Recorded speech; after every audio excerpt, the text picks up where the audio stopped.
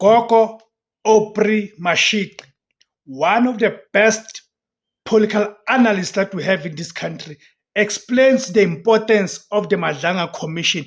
Listen to this clip. At some point after 1994, a South African Commissioner of Police is elected president of Interpol. And subsequent to that, he is found guilty in a court of law and is sentenced to 15 years in jail.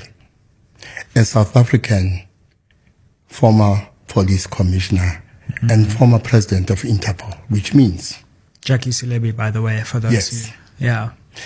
Not only did the criminal syndicate infiltrate our police networks